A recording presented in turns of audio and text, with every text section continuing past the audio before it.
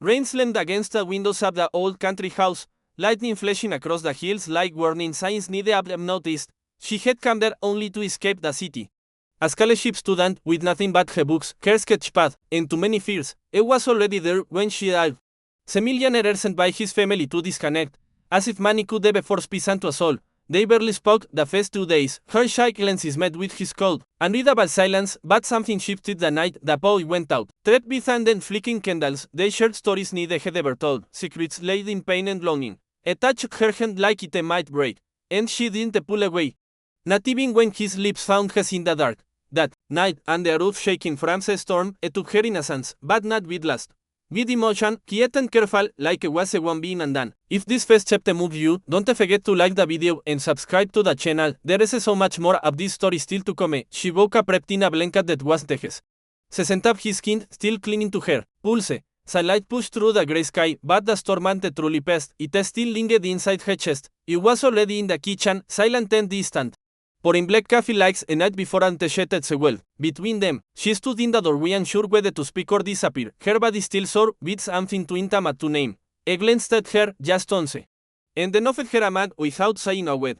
No smiles, no regret, but also no warmth. It was like they built a wall between them overnight. She took the coffee and sat across from him, heart pounding like thunder in her ears. Does this mean something or nothing? She finally whispered. And his silence was more deafening than the storm had ever been. Gabriel ante planned for it to happen. He hadn't even touched a woman in months. Not like that, not like her. She was so quiet, Sora. And her innocence had disarmed him in ways he hated. He stared at her across the breakfast table, hating himself for wanting her, again while also wanting to disappear. She was the kind of girl he could play with. She was the kind that left fingerprints on your soul. But how do you fix something you broke when you never should be touched it in the first place? She kept looking at him like she was waiting for him to undo the night with what she didn't have. You regret it, she said finally, her voice too steady, and he looked up sharply. No, he said. Course, I regret not being someone better when you needed protection more than. Patient Elena spent the afternoon walking the muddy path behind the house, her shoes soaked, her thoughts heavier than the sky. She kept remembering the way he had held her, the way his breath had trembled like he was afraid of feeling too much, but now wouldn't even meet hers.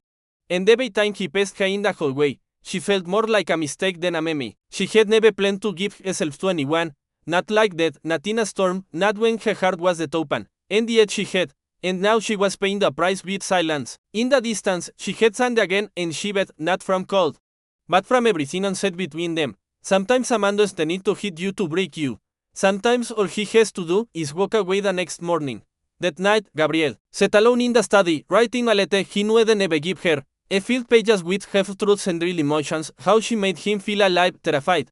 Human, he confessed that her eyes haunted him, that her voice had stayed in his head even when he tried to drown it in silence. He wrote that it was the worthy of what she gave him that no man could be. But by the time he reached the final line, he realized it wasn't her he feared, it was himself. He folded the letter and tucked it inside a book on the shelf, locking his guilt away with paper and ink. What I didn't know was that she would find it later when it was already too late. And when she read it, she wouldn't cry. She would finally understand him. 3 days later, another storm rolled in, louder and crueler than the first, shaking the old house until the windows groaned.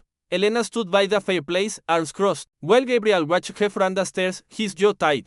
Sea between them was electric again, but not from desire, this time. It was grief and tension and everything they had buried. Why did you come here? She asked him suddenly, her voice sharp. A pause, surprise. To escape, he replied honestly. And now, she asked again. And he hesitated. Now I don't know what I am running from anymore. The wind howled outside like it agreed with her heartbreak. Inside, they were two storms facing each other, and neither of them knew who would break first. Lightning struck so close it made the windows flash bright, and without thinking, Elena jumped toward him. Gabriel caught her arm strong, but the moment their skin touched, everything they tried to suppress returned. Her breath hitched against his chest, and his hand found a small object like it belonged there. I hate this, she whispered. Why? Asked. Because I feel too much, she answered, voice cracking. He didn't speak, just rested his forehead against his. The moment turned electric. It would have been so easy to kiss her again, but this time, he didn't. This time, he let her go well and packed a small bed the next morning. Nidinia, that didn't smell like regret. She couldn't stay in a house where every floorboard could with what they'd done. She left a short note on the table in its space. Don't follow me, and walked into the drizzle before sunrise. Gabriel found a note and hour later and read it 3 times, his hands trembling. He had let her slip through his fingers, not just once, but not completely. And the worst part was, she was right. She deserved more than confused and dressed as love. She deserved a man brave enough to fight for her, and they didn't know if he still was. Later that day, Gabriel walked into the sunroom. Desperate for something, any trace of her. Detese when he saw it, a sketch on the table, half finished, of his face. But it wasn't the vision he saw in the mirror, it was after, more human, filled with sorrow and hope at the same time. She had drawn him the way she saw him, not the way he pretended to be. He picked it up like it was a fragile memory, afraid it might crumble in his hands. Tears were in his eyes. And for the first time, he allowed himself to feel everything. She had given him more than her body, she had given him her truth. And now, he had to decide if he was finally ready to give her his ears to the edge of the driveway, as rain poured around him, debating whether to chase her or let her go. Behind him was safety. Silence, and the vision of himself that never had to feel too much. Ahead was risk, love, and the terrifying possibility of being enough for her. He gripped her sketch in one hand, what smearing ellas, but I didn't care. I didn't deserve what she gave me, he whispered to the storm. But maybe he can become the man who does. With that, he grabbed his coat, slammed the car door shut, and drove into the rain. Not to run this time, but to find her, and speak the words he should best say the morning after. Gabriel found her 2 towns over, in a small cafe that smelled of cinnamon and rain, sketching alone by the window. She didn't see him at first. Too lost in the drawing up something that looked like a shattered lighthouse. When she finally looked up and their eyes met, her face went blank and not angry, not relieved, just tired. He sat across from her without asking, dripping wet. The sketch still in his pocket. He didn't come to fix anything, he said. He just came to be real with you, finally. She blinked slowly, the pencil still in her hand. Then speak. Don't perform. Gabriel leaned forward, heart pounding. You gave me something no one else ever as your trust, and he broke it. Not with my body, but with my fear. If this story is pulling you in like the storm that changed them, don't forget to like, comment, and subscribe. Your support helps us keep telling emotional stories that stay with you. Elena stayed silent for a long time, watching the raindrops race down the window like the thoughts in her head. Gabriel didn't push, didn't plead, he just sat there, open and exposed. For the first time since they met, you made me feel beautiful, she whispered. And then you made me feel invisible. Her voice didn't crack. But he did. I know, he said. And I hate that you had to carry that alone. She set the pencil down and looked at him fully, see not just a man, but someone willing to lose his arm.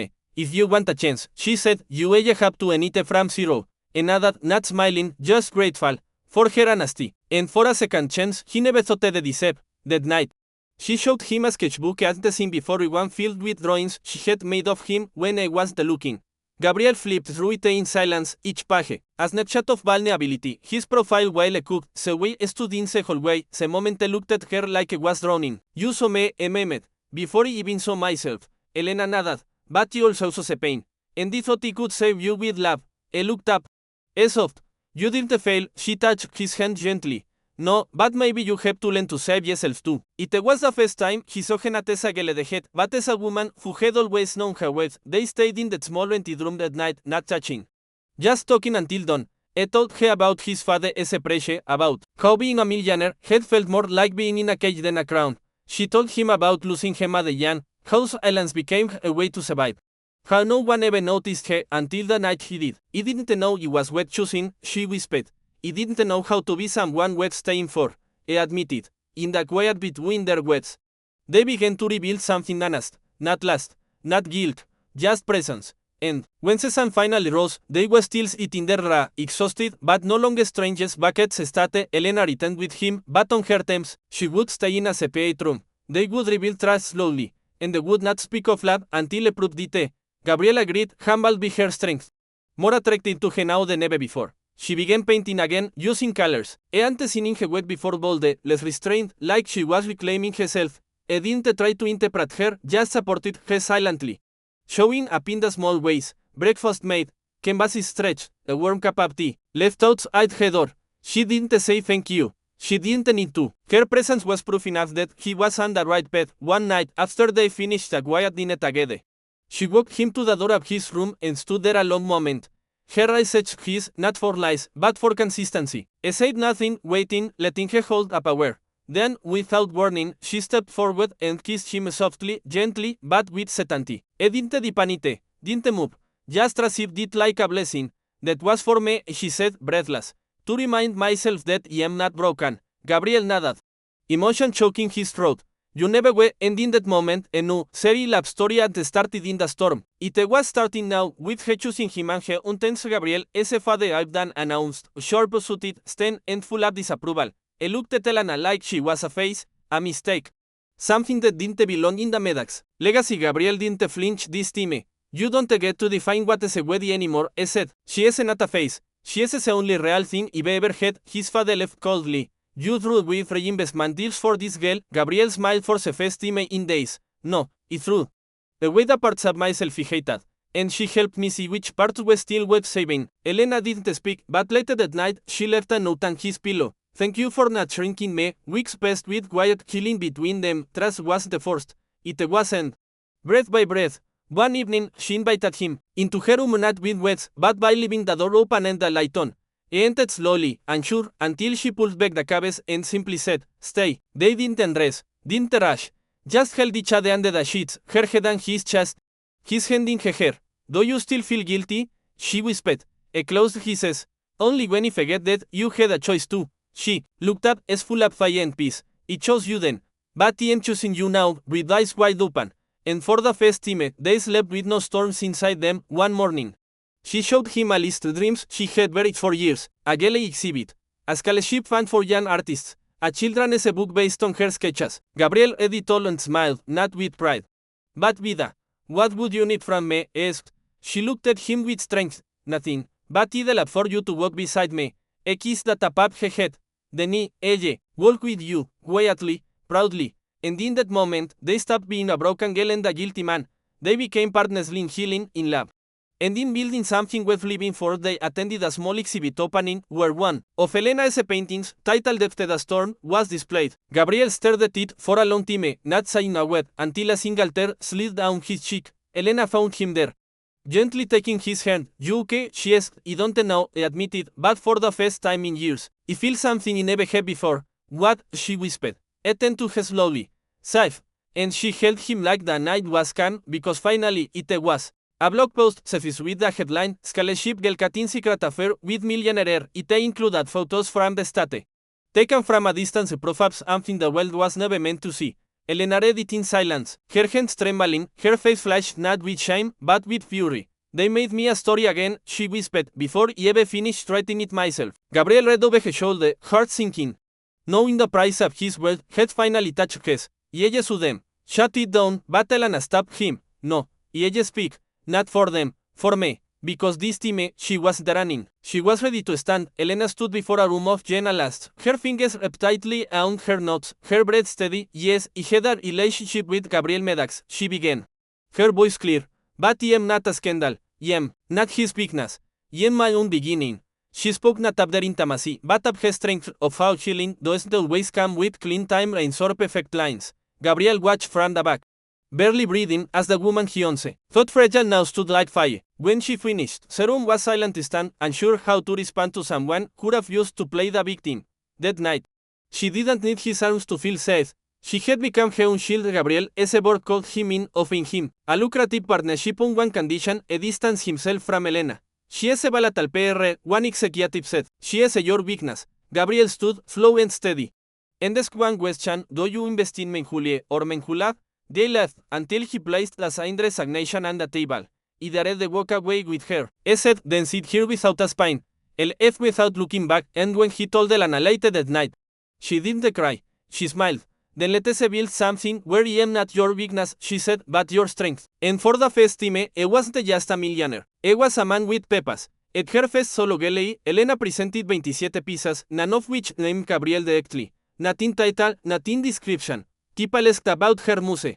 The story behind the emotion, semen in the background, the baby, canvas. She smiled gently and said, it doesn't need to be in the frame. His labios in the brush strokes. Gabriel didn't ask why she kept him invisible. And no, this wasn't about them, it was about her voice, her space, her reclaiming. And still, when she took the final bow at the exhibit's end, she found his eyes in the crowd, full of pride, full of love.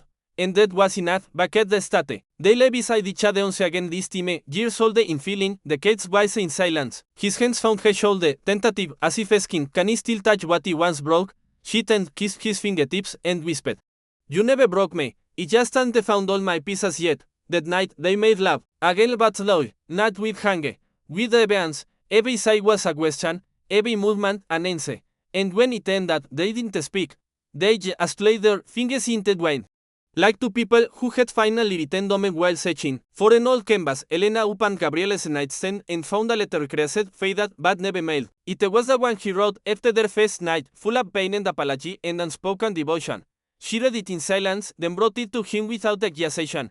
"This was you," she said. "Before you knew how to say it out loud." Nada. I didn't know if I had the right to put my feelings in your hands." She folded it back carefully. "You always had the right. You just had to choose honesty over fear." And from that day forward, I never wrote Lavin's secret again. Exactly 1 year after the storm clouds gathered again above the house where it all began. They stood outside, barefoot and wetted, not afraid this time. "You know," Gabriel said, "I thought that night through and us." Elena looked at him, calm. "It didn't through and us. It started as they sat on the porch and let the rain soak them. Laughing at how poetic and absurd it all was. No storm could break them now. Not because they were unbreakable, but because they had already shattered and chosen to rebuild, together, with honesty, with every fragile piece placed with love." Elena opened her non-profit for trauma survivors in Sears called Afterlife. The name was hers, but the funding came from Gabriel's quiet generosity. She gave workshops, not lectures, house cycles, not ceremonies, and never once used his last name in her credits. When asked why, she smiled, "Because he built this, with hands that were once shaking, and now they are steady." Gabriel sat quietly in the background of her events, proud to be unseen if it meant she was fully visible. She wasn't his shadow, she was her own sunrise. They were sitting by the lake where he once thought they lost her for good. Elena turned to him, holding a small in bags with shaking fingers. "I don't need you to kneel," she whispered. "I need you to stand beside me." Gabriel's breath caught as she placed the ring in his hand, not diamond, but silver, engraved with a lightning bolt. Because even the storm gave us something, slipped it on with trembling hands, tears streaming silently. "Yes," I whispered, "to everything." And in that moment, the girl thought broke became the woman. WH or rebuilt both of them. On their wedding day, they said no vows, no speeches, no performance, just silence, slack, hands held tightly before the small crowd that had stayed through every chapter. In that silence was every truth they had fought to end, every scar, every night they had wept, every word they hadn't known how to say. Elena looked into Gabriel's eyes and saw not the man who took her innocence, but the man who gave her freedom. Looked back and saw not the girl who had trembled in his arms, but the woman who had taught him how to feel. If this story touched you, make sure to like, comment, and subscribe to the channel because love like this doesn't always come easy, but it always leaves you change. They built a new home on the land where the old house once stood, naming it after the storm. It was the grandeur glamious, just quiet, filled with windows that let the light in and walls painted in her colors. Gabriel insisted on planting a garden himself, despite never having touched soil before. Elena left watching him struggle, his hands finally learning to create instead of control. Serum's had corners where she painted, and spaces where they danced barefoot in silence. Nothing about the house was perfect, but it was real, and maybe that was the point. They weren't chasing perfection anymore. Just peace. One rainy afternoon, Elena's strange father appeared at the gate, old cine, with regret in his tiredness. Gabriel wanted to send him away, but Elena said no. "I need to face the parts of me buried," she told him. "There is an incessant room for us." Speaking of things broken and never spoken, her father cried when she forgave him, not because he deserved it, but because she needed it to breathe. That night, Gabriel held her as she wept, not from weakness, but release. And when she finally fell asleep, I realized love wasn't always about protecting someone. Sometimes it was about standing back while they reclaimed themselves. Gabriel began waking up in the middle of the night, heart racing, gripped by the fear that he was still like the man who raised him. I didn't tell Elena at first, ashamed of how his past still clung to his bones. But one morning, after a nightmare left him shaking, she found him on the porch and said quietly, "Talk to me. Don't lock yourself away from the one place you're safe." I broke down, the sweat spilling like rain. "What if I am still him?" She cupped his face and whispered, "You ran out. You left the empire to choose a life with me. That was the weakness. That was love." And for the first time, I started to believe her. Elena published her first book, Canvas After Rain, a memoir told through art, emotion, and fragments of her voice. It wasn't polished, but it was honest, full of pages that looked like pain and triumph stitched together. The final chapter was titled "The man WHO didn't save me." In it, she wrote, "I didn't save me. I saved myself, but he waited at the door the whole time and never left. When Gabriel read it, he wept, not from sadness, but from being truly seen. She didn't worship him. She loved him, as a man, not a millionaire, not a mistake. Elena, ante planned motherhood, it scared her more than storms ever had. But when the doctors ate the wet pregnant, she didn't run. She drove home in silence, placed the test on the table, and looked Gabriel in the eyes. I don't know how to be a mother, she whispered. I stepped forward, kneeling. Slowly, then we yelled together. She cried not because of the child, but because I didn't say, "Are you sure?" or "What now?"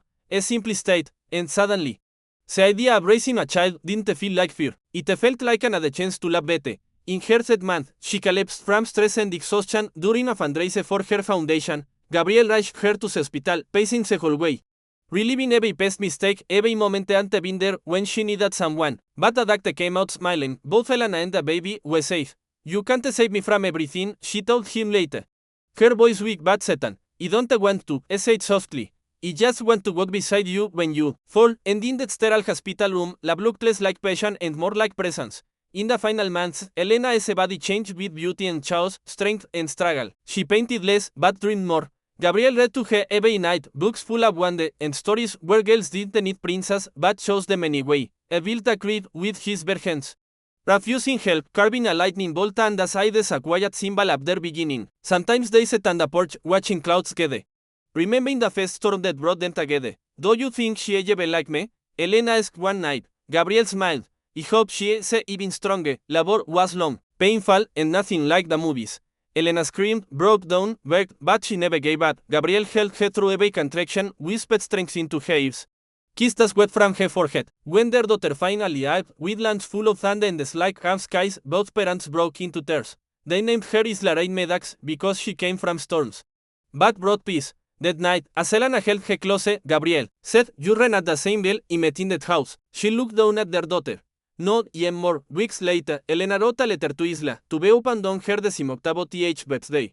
"You were born from chaos, but raised in love. Your father wasn't perfect, but he showed up and that matters. More, he wasn't strong when he met him. He was scared, but he chose him anyway, and every day since then, we've chosen each other." She placed the letter inside a box, along with a sketch, a photo, and a copy of her first book. Because she deserves to know where she came from, she told Gabriel. "That's a fairy tale, the truth." And they agreed. Always the truth. Years passed, the house aged with cries. Elena eagerly grew. Gabriel is a business tending to small, meaningful benches. Isla left like the world couldn't touch her. And sometimes, when clouds rolled in, the family would sit on the porch, watching storms they no longer feared. One evening, as thunder rumbled softly, Elena turned to Gabriel. "You know," she said, "you didn't just take my innocence that night. You gave me something too." I smiled, golden now, but full. "And you gave me everything." If this story moved you, don't forget to like the video, share your thoughts in the comments, and subscribe to the channel, because some love stories are born in storms and survive them too.